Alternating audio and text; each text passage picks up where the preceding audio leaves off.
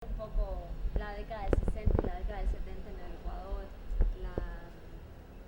los procesos de la reforma universitaria, el impacto que eso tuvo en la sociedad ecuatoriana, las conquistas de esa época, el cerco de la dictadura o como fuera en ese momento a los procesos de la autonomía, del libre ingreso, todo esto. Pero el centro, o sea, el centro del documental es la vida en la residencia. Ujú.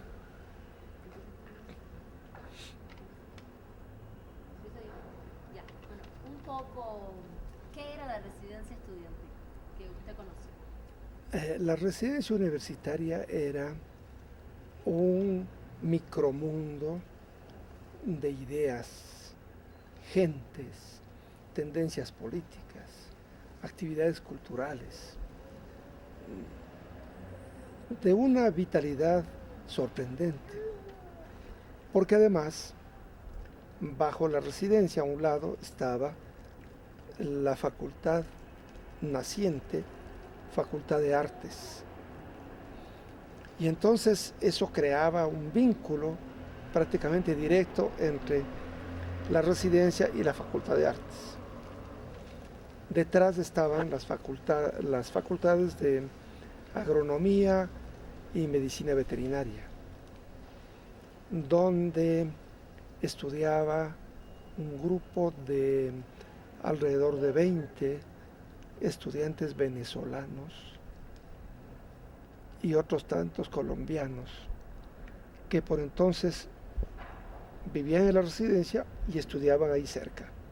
Tenía fama la Universidad Ecuatoriana en cuanto a medicina, a ingenierías, a agronomía, a veterinaria. Y esto era lo que más venían a estudiar los jóvenes extranjeros. Y los había venezolanos, que eran los más numerosos, compitiendo en número con los colombianos. También había chilenos, panameños, peruanos. Y entonces, además, en la residencia vivían también estudiantes mujeres, que ocupaban todo el primer piso, como una forma de evitar conflictos y dificultades. Pero además la residencia era, como les he dicho, el centro de una activa vida cultural. Un antiguo estudiante, el famoso Morocco Mancheno, había instituido los jueves de Don César, que eran unas reuniones que se hacían los jueves por la noche para leer poesía de don César Vallejo y para debatir sobre asuntos poéticos y literarios en general. Luego ya se había retirado de la residencia, pero el director de la residencia y el secretario, que entonces era Milton Burbano, un dirigente actual del Partido Socialista, y Eugenio Cabrera, ellos, que habían sido amigos de Mancheno, mantenían vivo ese fuego sagrado de los jueves de Don César. Y eso dio lugar a la formación de toda una vida cultural significativa.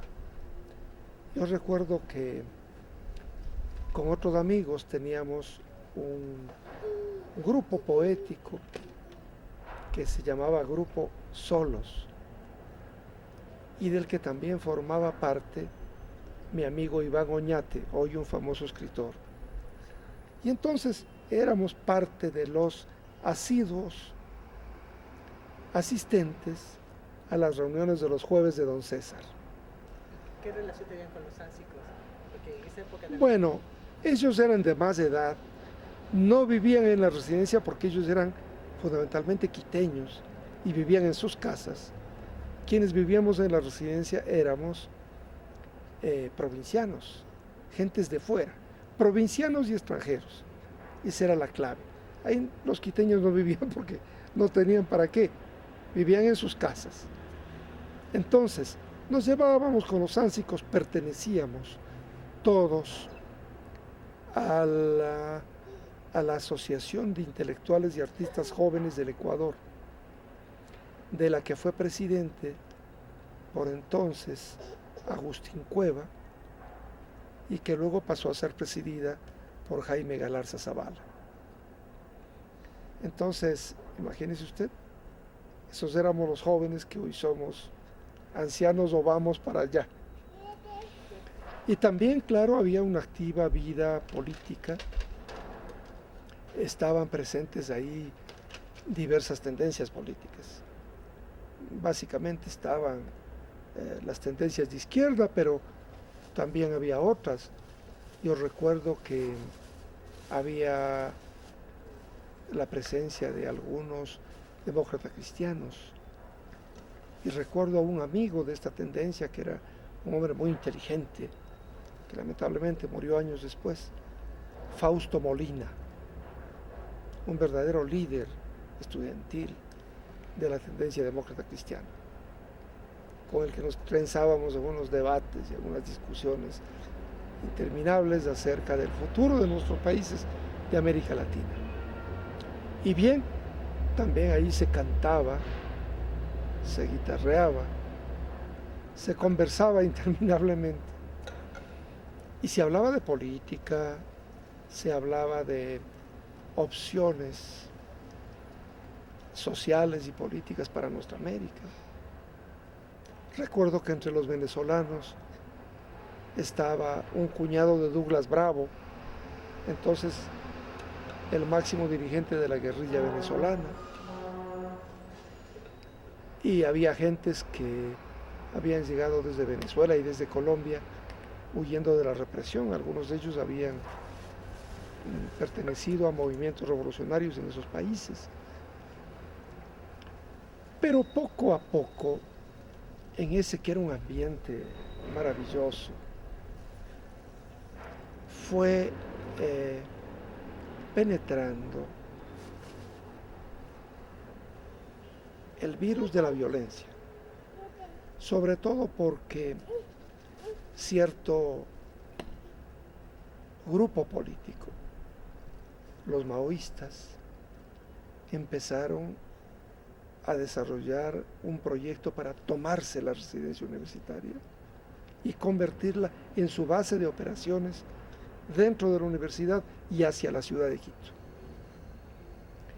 Y de a poco fueron metiendo a su gente, fueron adueñándose de la residencia y la convirtieron en un centro de todo lo que no debía ser una residencia universitaria. Ahí había un montón de revolucionarios profesionales, entre comillas, que no eran estudiantes, pero que se amparaban en la residencia, dado el hecho de que en la universidad no entraba la policía, por respeto a la autonomía universitaria. Y luego, estas gentes fueron adueñándose de la residencia, fue decayendo la vida cultural, el mismo debate político, porque estas gentes empezaron a imponer sus conocidos métodos, después afamados métodos del garrotazo. Y entonces eso fue esterilizando la vida cultural y política. Y finalmente la residencia quedó convertida en una base de operaciones de ese tipo de grupos. Y entonces, además de ser base de operaciones políticas, también era centro de acopio de armas y era una gran cantina. Siempre se había bebido en la residencia, pero como beben los estudiantes, ¿verdad? Con alegría alrededor de la música y esto. Y de pronto se había convertido en una cosa sombría.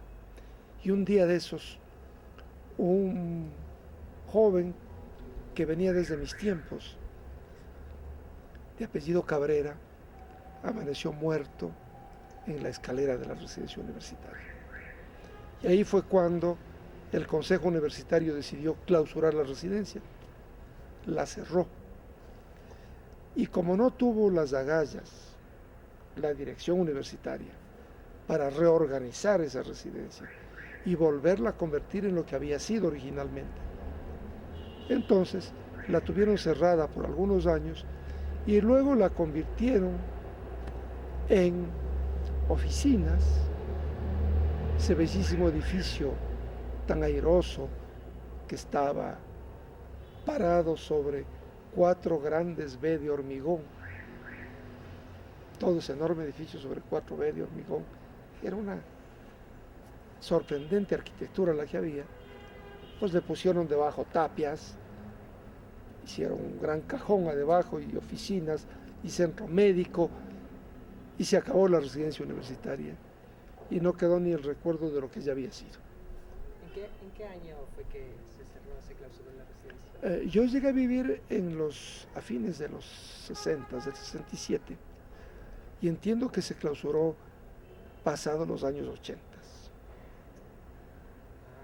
Es decir que, bueno, en los 70 se cierra la universidad, Velasco Ibarra cierra la universidad, ¿verdad?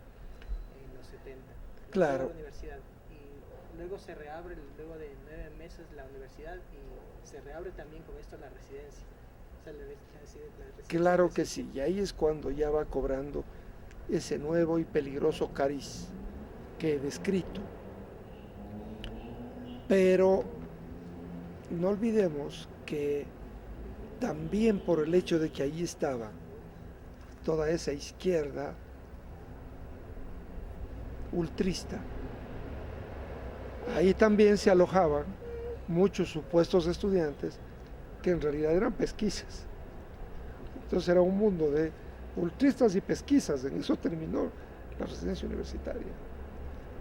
Y las autoridades de la universidad no tenían forma de controlar eso. Se les escapó de las manos.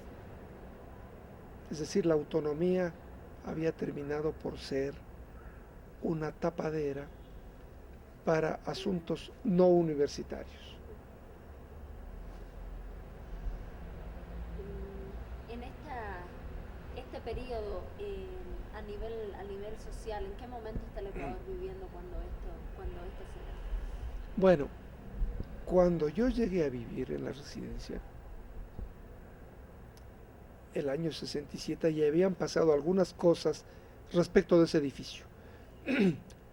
Vamos atrás y recordemos que el edificio de la residencia universitaria fue construido a fines de los 50 como uno de los edificios emblemáticos que el Ecuador quería mostrar al mundo para la reunión de la 10ª Conferencia Interamericana de Cancilleres, que debería reunirse en Quito.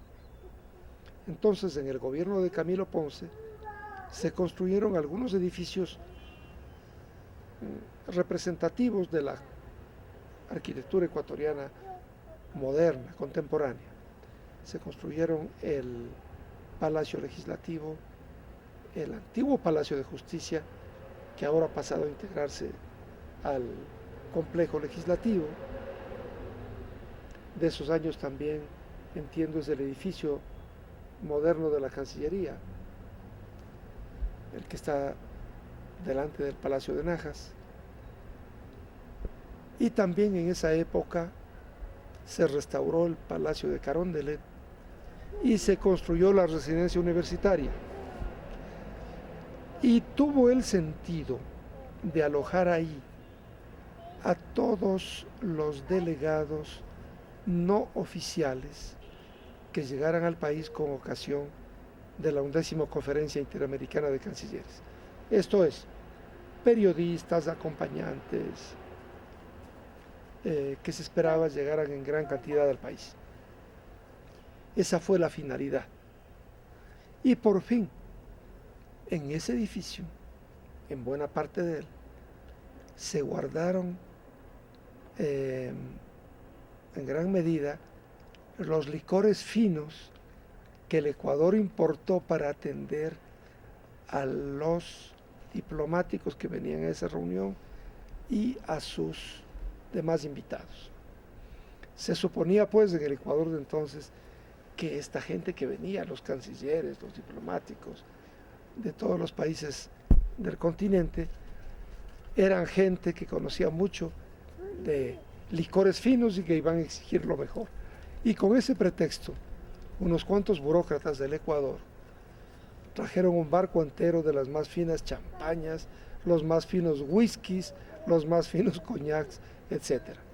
Y buena parte de eso se guardó en la residencia universitaria. Total, no se hizo la conferencia interamericana porque al doctor Velasco se le fue la lengua y en un discurso en homenaje al monumento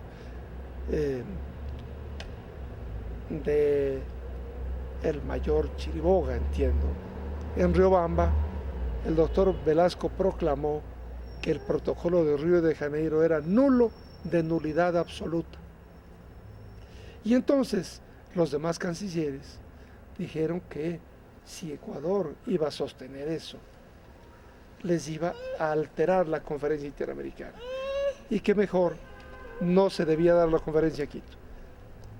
A resultas de esto se suprimió la conferencia, quedaron los edificios, quedaron los licores en los varios sitios donde los habían guardado. Algunos terminaron en buena cantidad, la mayor parte terminaron en manos de los funcionarios que habían promovido su importación o sus amigos. Y una parte menor, la que estaba en la residencia universitaria, sirvió luego para que los primeros residentes se dieran gusto, pues, bebiéndose todos los licores que había ahí. Entonces eso es parte de la historia de la residencia universitaria. Por eso se bebía, porque habían licores finos ahí embodegados y pues eran de propiedad del Estado, que desde el punto de vista jurídico era como decir asuntos res nullibus, cosa de nadie. Así lo entendieron al menos los que vivían ahí. Según me han contado, tiempo después, quien estuvo en problemas fue el bodeguero de la residencia, a cuyo cargo, este humilde hombre, estaban todos esos depósitos. Y entonces se dice que invitaron cierto día los directivos de la residencia al presidente Carlos Julio Arosemena, que tenía fama de ser un buen bebedor. Lo invitaron a él y a algunos de sus funcionarios.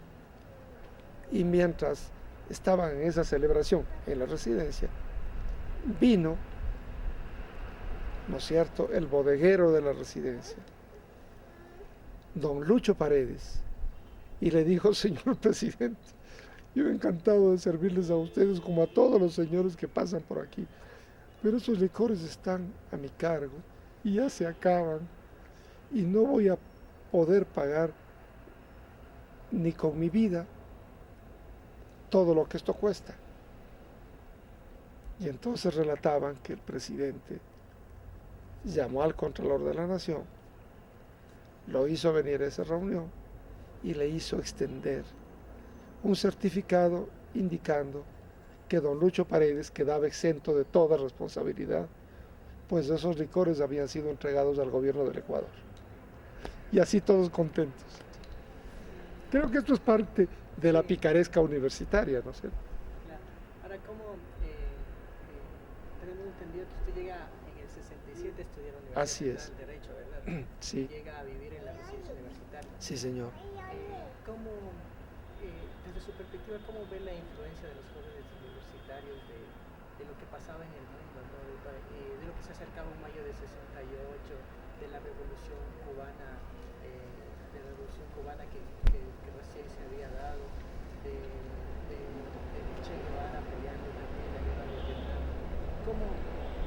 ¿Cómo vive su influencia los jóvenes de la universidad en esa época? Bueno, yo he escrito parte de esta memoria en un texto que llamé Vallejo en el corazón y que voy a tener el gusto de entregárselo hoy, en el que rememoro precisamente esos jueves de don César y todas esas ideas y esos sentimientos y emociones que bullían en el estudiantado durante aquel tiempo, sobre todo en la residencia universitaria. Pero, claro está, lo del Che fue para nosotros algo, primero, esperanzador, que traía ilusiones, pero al mismo tiempo fue luego el terrible golpe, ¿no es cierto?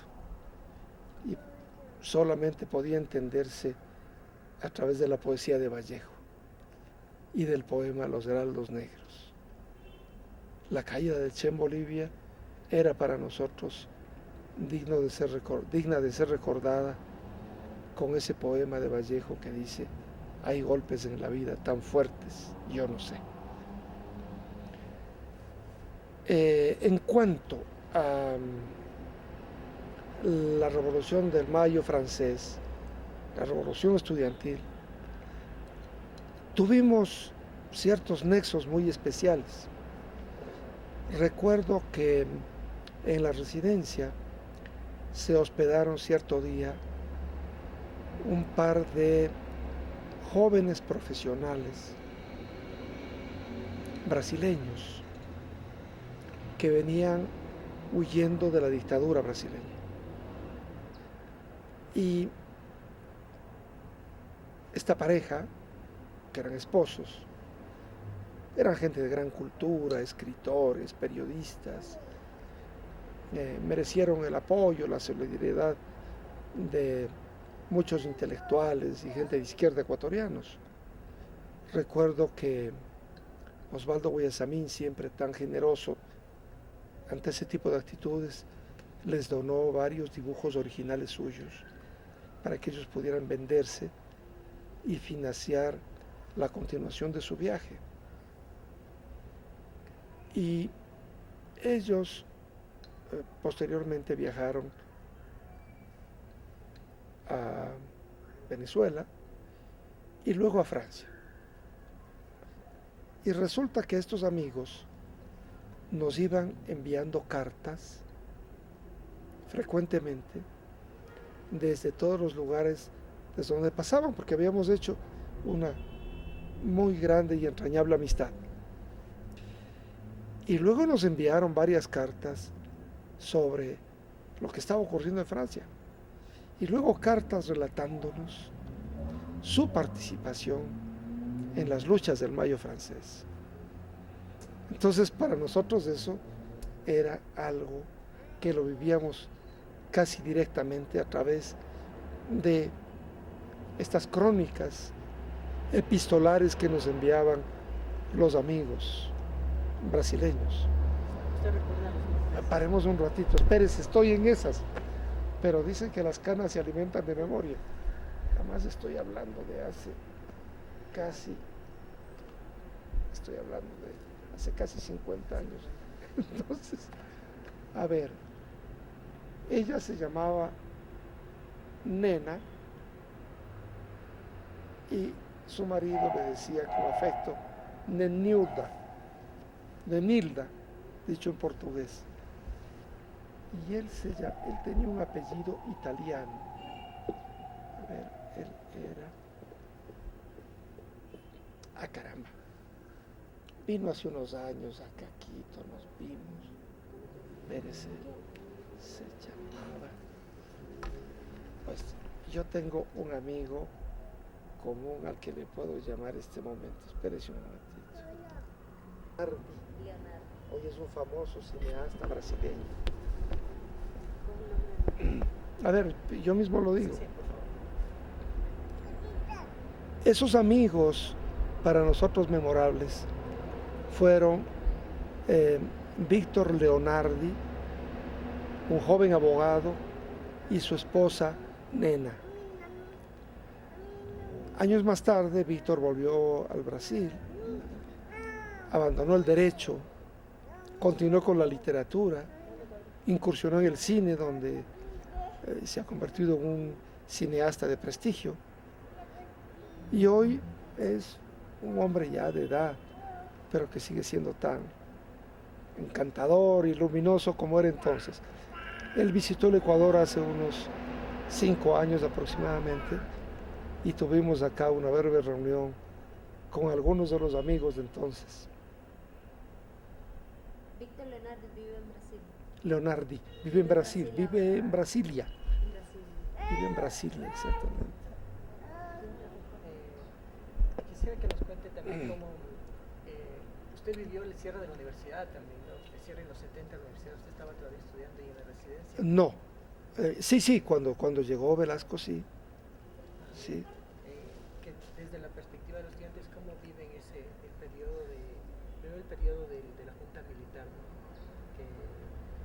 Luego el periodo de... No, ese no lo viví yo. Ah, Yo llegué el 67. que estaba Monroe. No, estaba Ótoro Semena Gómez. Ótoro Semena Gómez. Y vive la transición de Ótoro Semena Gómez y... Eso, hablemos un poquito de eso. Ajá. De eso hablemos. Yo llego a la residencia el 67 y para entonces está gobernando el Ecuador Ótoro Semena Gómez, representante de la derecha plutocrática de Guayaquil, que claro aparecía a ojos del país como una derecha moderna frente a la vieja derecha conservadora de la sierra. Este hombre hizo algunos gestos de independencia política. Por ejemplo, en la reunión de cancilleres o en la reunión de presidentes en Punta del Este, el año 67 o 68, él hizo todo un discurso contra el intervencionismo norteamericano en América Latina. Y claro, eso nos descolocó un poco porque este hombre, que era un hombre de derecha, un gobernante de derecha, sin embargo, había mostrado una cierta independencia frente a la política exterior norteamericana. Y alrededor de eso se dieron otras cuestiones. Por ejemplo, recuerdo que Ótoro Semena nombró como embajador en México a nuestro bien amado doctor Benjamín Carrión, que hasta ese momento era presidente de la Casa de la Cultura Ecuatoriana. Y el hecho de que el doctor Carrión hubiera aceptado la embajada en México, lo vimos como una traición, yo no sé, traición a los ideales revolucionarios, traición a la izquierda, en fin. Pero tiempo después descubrí esa magia y ese encanto personal del doctor Carrión que hacía que luego todo el mundo se olvidara de esas cosas. De modo que cuando él volvió de México, todos fuimos de nuevo a escuchar el magisterio del doctor Carrión. Y todos volvimos de nuevo a quererlo y admirarlo. Benjamín era así, y los tiempos eran así. El año 70 se produce la dictadura de Velasco. Una dictadura contradictoria, ¿verdad? Porque Velasco había subido una vez más con el corazón a la izquierda. Tenía en su gabinete a dos ministros progresistas. Hugo Larrea Benalcázar, que había sido dirigente del Partido Socialista, y Blasco Peñerrera Padilla, que había sido presidente del primer Comité de Solidaridad con la Revolución Cubana. No me pregunte por estos personajes hoy, cómo fueron variando y convirtiéndose, sobre todo Blasco, en un abanderado de la derecha, neoliberal y febrescorderista. Pero entonces aparecían como gente progresista, y eso le dio al gobierno de Velasco un cierto aire de gobierno progresista, no de izquierda, pero gobierno democrático, respetable. Pero el gobierno de Velasco luego tuvo una serie de contradicciones realmente terribles. Por una parte, reprimió a la universidad, reprimió al movimiento estudiantil, al movimiento de profesores, persiguió a la UNE. Aunque también es cierto que la universidad, dirigida por el doctor Manuel Agustín Aguirre, enarboló las consignas de oposición al gobierno y prácticamente se convirtió en la única oposición vigorosa y activa contra el gobierno. Velasco, que era tan intolerante, pues cerró la universidad. Antes mandó a volar la imprenta de la universidad, en donde se editaba el semanario Surcos, semanario En Marcha, que había sustituido a Surcos, semanario que era dirigido por Jaime Galarza. Pusieron una bomba en la editorial universitaria, luego vino la clausura de la universidad, pero ese mismo gobierno de Velasco, hay que decirlo con honestidad, tuvo también cuestiones de signo diferente. Por ejemplo, en ese gobierno, Velasco llevó adelante la guerra del atún y se dedicó a perseguir a los buques pesqueros norteamericanos que arrasaban con la pesca en nuestras 200 millas de mar territorial. Y los norteamericanos ponían el grito en el cielo porque el gobierno del Ecuador, usando unos barcos que habían sido originalmente barcos viejos donados por el gobierno norteamericano al Ecuador bajo el sistema de préstamos y arriendos, usando esos mismos barcos regalados por los Estados Unidos, estaba capturando barcos pesqueros norteamericanos en tal cantidad que llegaron a estar en la rada de Salinas 151 barcos pesqueros de los más grandes del mundo.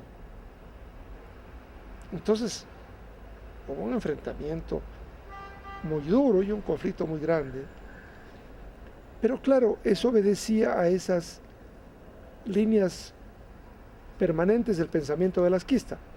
Por un lado, el doctor Velasco era un apasionado nacionalista, pero por otro lado, frente a la política interna, era un hombre de derecha.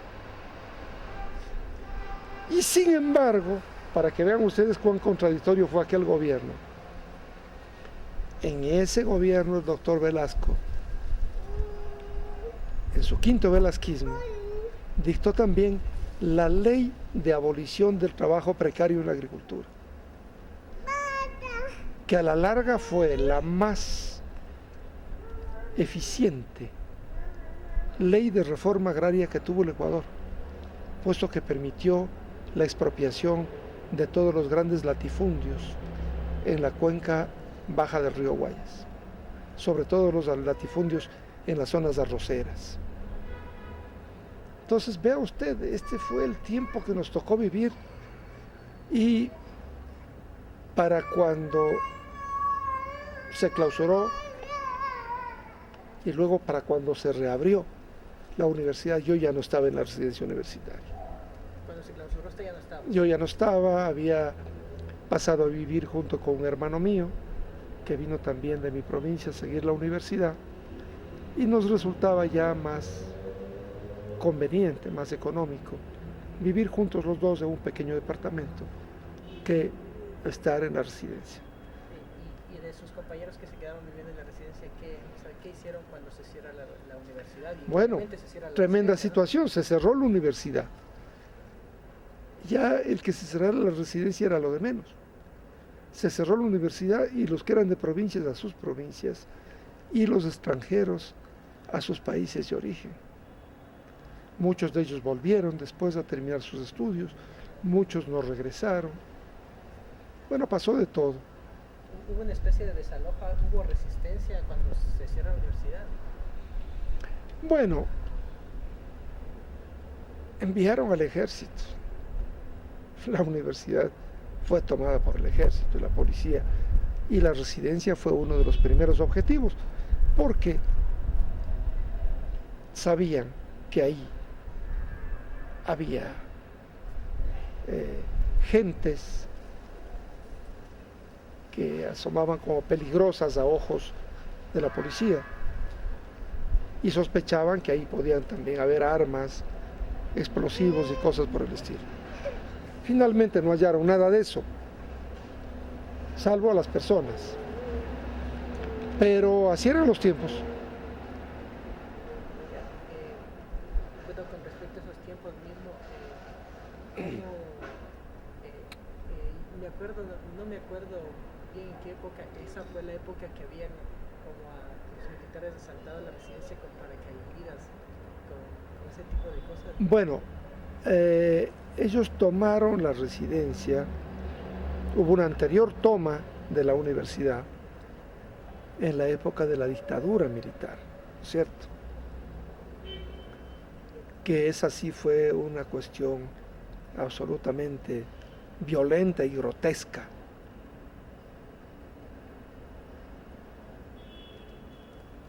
De la que no puedo dar fe porque no estuve ahí presente.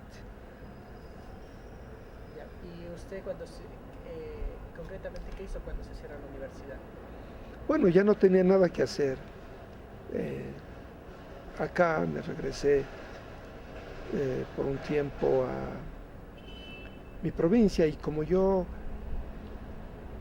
era maestro, me había graduado de maestro, entonces tiempo después pasé a trabajar como profesor en una escuelita de campo. Pero esos eran ya los tiempos en que gobernaba el general Rodríguez Lara. Sí, pasé a trabajar como profesor en una escuelita de campo y combinaba eso con mis estudios, porque en la Facultad de Jurisprudencia había un horario para estudiantes que trabajasen. Un horario de 7 a 9 y de 5 a 7. 7 a 9 de la mañana, 5 a 7 de la tarde. ¿Usted conoció a Milton Reyes?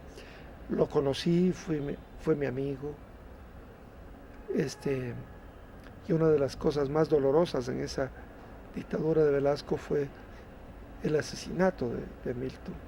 Ah, lo matan en los 70, ¿verdad? Claro, el asesinato de Milton, en esa dictadura de Velasco lo mataron y se sabe que fueron los jefes policiales los que lo mataron y luego lo lanzaron desde un helicóptero en la quebrada que baja de San Juan hacia la Chilena para dar la apariencia de que se había caído en la quebrada. Asesinan a Milton y después cierran la universidad, ¿sí? Sí, lo de Milton fue un prolegómeno de lo que vino luego. ¿Por qué cree que el gobierno de Velasco asesinó a Milton? Bueno, porque Milton y otros dirigentes estudiantiles como Rafael Brito y otros más estaban liderando la lucha por el libre ingreso, la lucha por la apertura de las universidades al libre ingreso de los estudiantes. Se consideraba que los exámenes de ingreso eran tramposos, que permitían que solo ingresaran los estudiantes que venían de los mejores colegios o que se habían educado en las ciudades y que de entrada quedaban marginados quienes venían de colegios populares o de colegios de provincia, que cierto es no disponían de las comodidades del tipo de profesores, de los laboratorios y los recursos pedagógicos que existían en las principales ciudades. Entonces todo esto fue lo que creó la base para esa lucha por el libre ingreso, ¿verdad? Al final se logró esa reforma. Al final se instituyó, murieron estudiantes en la represión, sobre todo en la Universidad de Guayaquil, pero finalmente el Consejo Universitario aprobó el libre ingreso a las universidades y el cogobierno estudiantil paritario, y eso precisamente aceleró el conflicto y dio lugar a que la dictadura luego de Velasco clausurara la universidad. Usted, no sé si se puede acordar de alguna anécdota con Milton Reyes, con su cercanía con Milton Reyes. Bueno, varias conversaciones, sus ideas políticas. Él era un luchador y era un hombre de gran inteligencia, suspicaz. Tenía una suspicacia y tenía un sexto sentido para ver las cosas. Precisamente por eso la policía lo veía como uno de los dirigentes estudiantiles más peligrosos. Perseguía él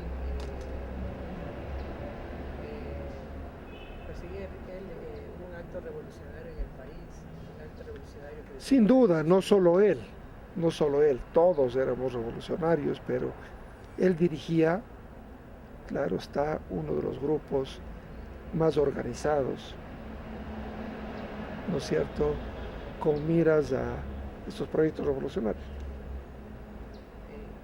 Más o menos, ¿se nos puede describir un poco ese aire revolucionario de la época en cuanto a que en la residencia, qué se leía? ¿Se leía marxismo?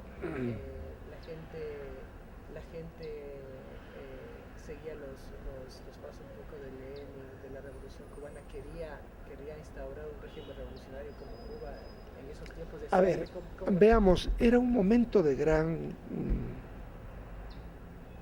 efervescencia mundial. Cuando yo llego a vivir en la residencia universitaria, está vivo el problema de Vietnam. Y Vietnam era para todos nosotros una cuestión de ética humana, porque el pueblo vietnamita, esos pequeños y pobres campesinos, estaban luchando en los arrozales, defendiendo la independencia de su país. Habían echado primero al colonialismo francés y luego estaban enfrentando al neocolonialismo norteamericano que llegaba ahí a sustituir a los franceses como potencia imperial y a tratar de mantener el control estratégico de la península indochina. Entonces, leíamos a Ho Chi Minh.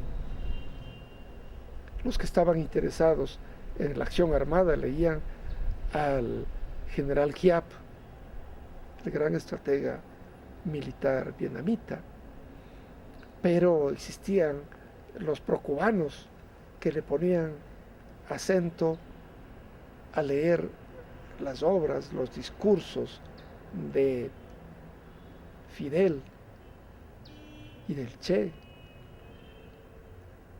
Y existían, claro está, también grupos, más bien los socialistas, que se dividían entre su amor por la Revolución Cubana, pero también su admiración por la experiencia del socialismo de libertad de Chile.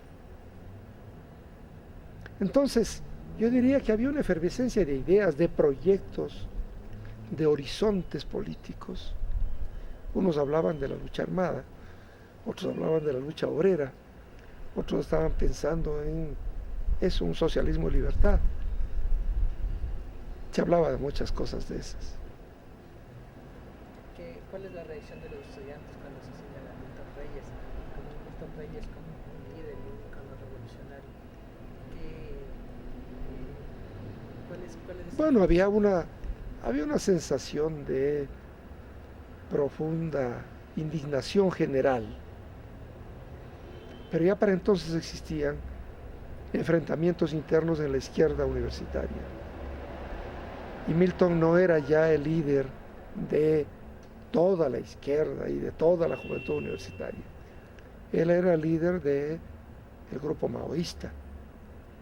Y existían los socialistas y existían los comunistas de la línea de Moscú que podían lamentarse del asesinato de un líder estudiantil, pero que no lo sentían tan propio, porque no era de su partido.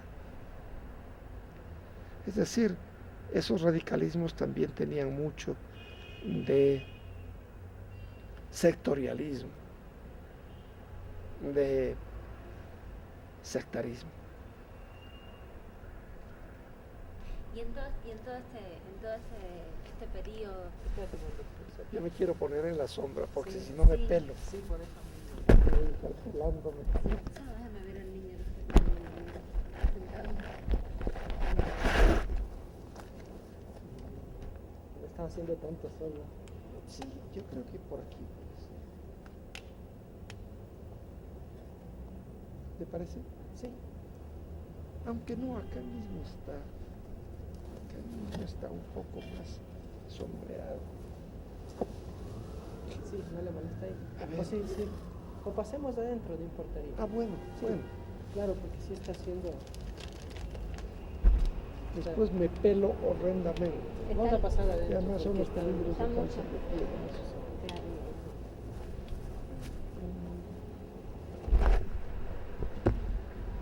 Claro.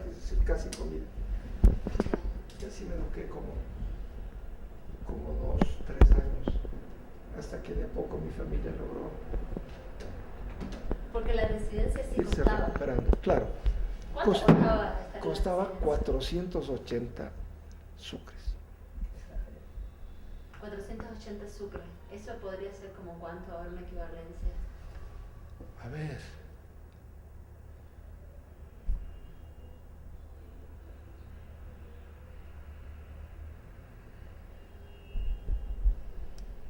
Como unos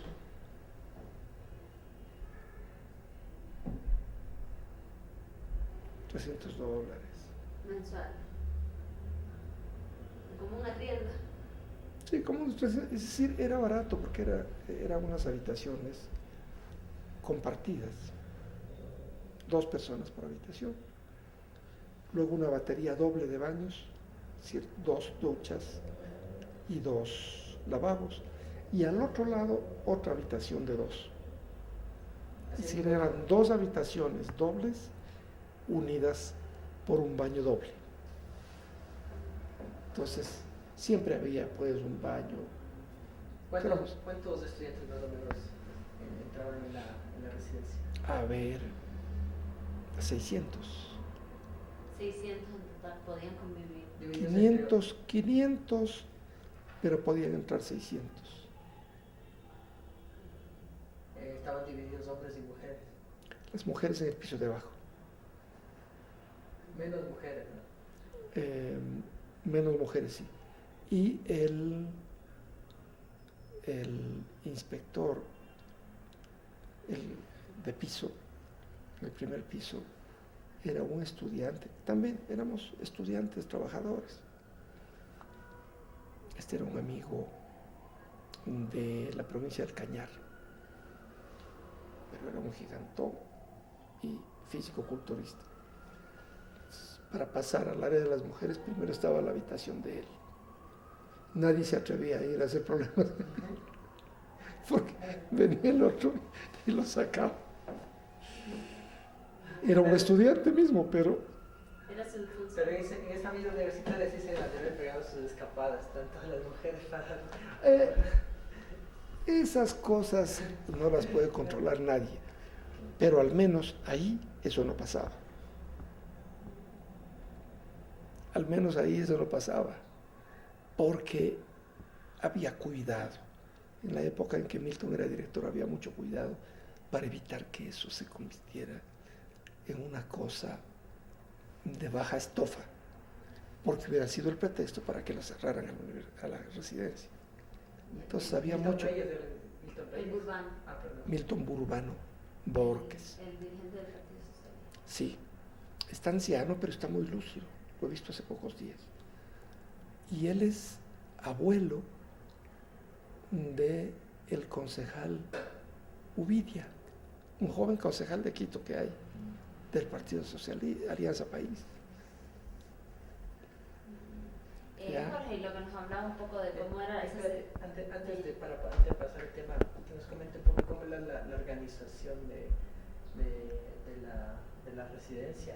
¿Ustedes tenían también comedor ahí, comedor universitario, comían mismo? Un comedor estudiantil. En la residencia había un contador, que era Rubén Uchuari. Lo he visto, vive todavía.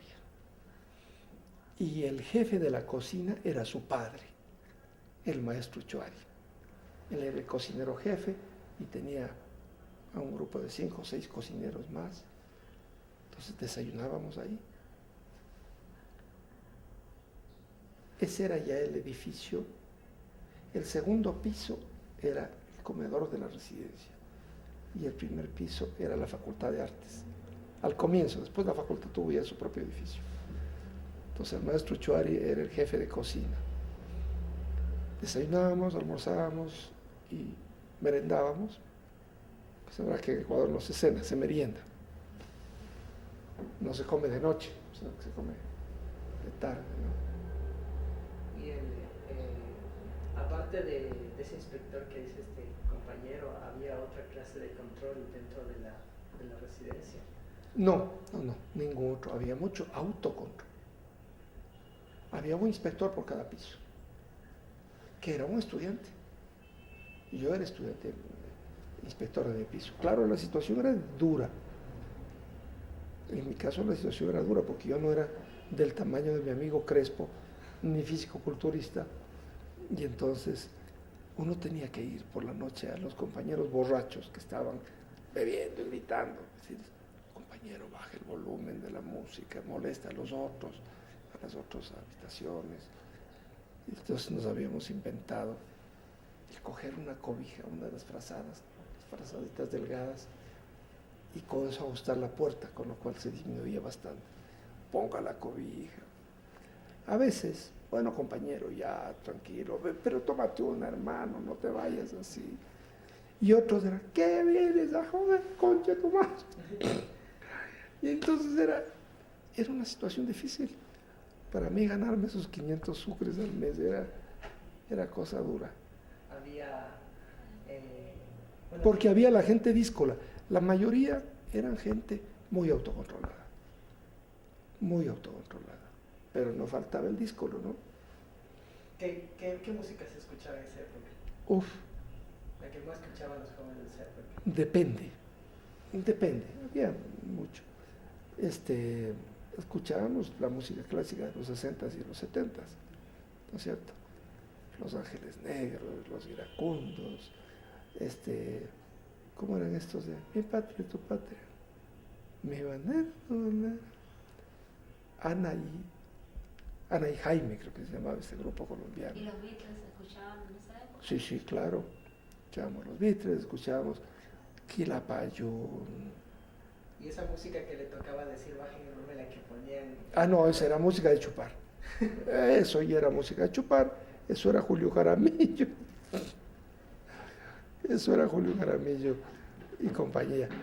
A propósito, hoy he puesto una foto de Julio Jaramillo y Olimpo Cárdenas actuando en Radio Tarqui, en Quito. La puse anoche y hoy me han caído más de 50 cartas en Facebook. ¡Qué maravilla! Que no sé qué. Y les puedo mandar esa foto porque es muy, muy expresiva, ¿no? Eran de la gente, ya para chupar era eso. Yo me acuerdo que había un amigo socialista, otro amigo socialista, Fabián Villamar, padre del actual concejal Fabricio Villamar. Él era un apasionado de Benítez y Valencia. Entonces a uno se había inventado el casete.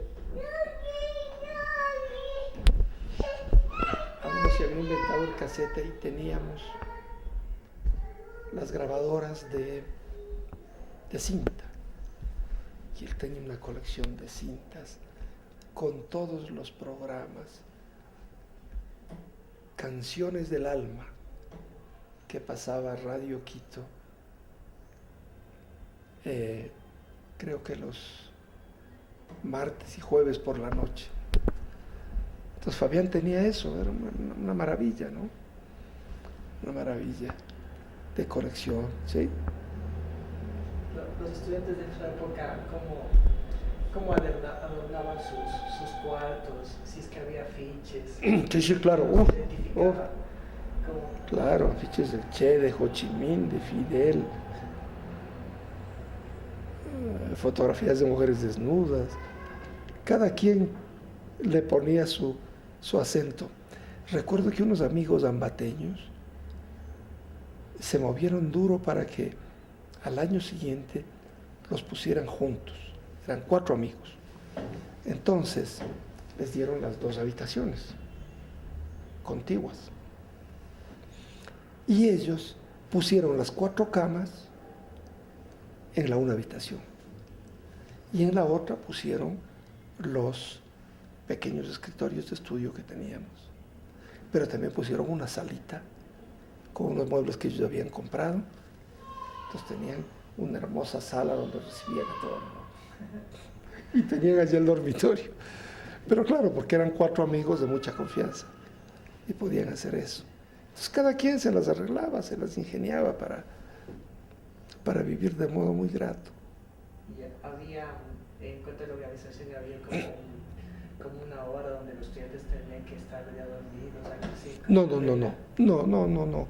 Pero se suponía que nadie debía pasarse ni con música ni con ruidos más allá de las 10 de la noche. Entonces, cuando más allá de las 10 de la noche había música o ruidos o conversaciones o carcajadas, entonces, compañeros, por favor, ya los demás necesitan descansar, porque gente que se levantaba temprano a estudiar o estaban estudiando por la noche mismo. Había mucho autocontrol, era impresionante. No faltaban los que se tomaban un trago, y de esos algunos ruidosos. Pero bueno, eso es parte de lo humano. ¿A usted le gustó vivir en la residencia universitaria? Sí. Son de los años que más marcaron mi vida. Así que, ¿qué mejor recuerdo tiene de la residencia universitaria, de la vida en la residencia universitaria? ¿Cuál es su mejor recuerdo? Los jueves de Don César. Yo era poeta, escritor, y entonces los jueves de Don César eran unas reuniones inolvidables. El pretexto era Vallejo, pero después también Neruda. Alguien de buena voz leía Neruda, o nos turnábamos para leer por capítulos, ¿no es cierto? Los poemas de Residencia en la Tierra, o el canto general. Estábamos en eso. ¿Usted cree que el hecho de vivir en una residencia donde se agrupan los estudiantes, estudiantes jóvenes entre 18, 20, 23 años, tiene que ver para que los estudiantes se agrupen, para que se acerquen más a la política, a la cultura? O sea, ¿cree que influye en eso, el espacio físico en esa época, no? Mire, influyó en aquella época y en esas circunstancias, porque esto depende también de quién dirige y de qué manera dirige eso. En el tiempo en que yo estuve, el director era un intelectual, el secretario era otro intelectual, los inspectores del piso, muchos éramos jóvenes intelectuales.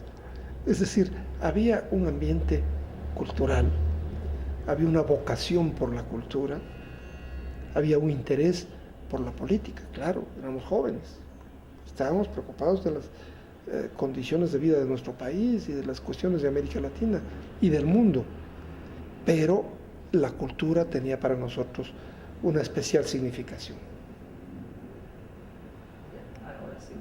Bueno, dos cositas. Una, para que nos hable un poco de cómo se segmentó la izquierda en este periodo, y la otra, cuál era la política exterior de Estados Unidos hacia América Latina en ese momento, cómo se sentía esa influencia en el estado de las cosas.